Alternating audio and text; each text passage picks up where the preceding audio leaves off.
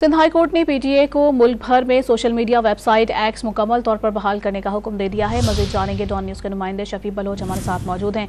शफी, बताएगा अदालती हुक्मनामे में मजीद क्या कहा गया है? जी देखिए, सीनियर साफियों की जानिब से दायर दरख्वास्त जो है वो सिंध हाई कोर्ट में दायर की गई थी और अदालत ने पीटीए को मुल्क भर में एक सर्विस मुकम्मल तौर पर बहाल करने का हुक्म दे दिया है और एक सर्विस के बगैर जो है वो इसमें खलल या बंदिश की जो है वो ये खत्म करके और बहाल करने का हुक्म दे दिया है। और अदालत ने जो है वो आइंदा समाज पर इस हवाले से पीटीए से तफसीली जवाब भी जो है वो तलब कर ली है और अदालत ने पीटीए को बिला जवाब इंटरनेट वेबसाइट और एक सर्विस समेत दीगर सोशल मीडिया प्लेटफॉर्म जो है वो बंद की बंदिश से भी अदालत ने रोक दिया है।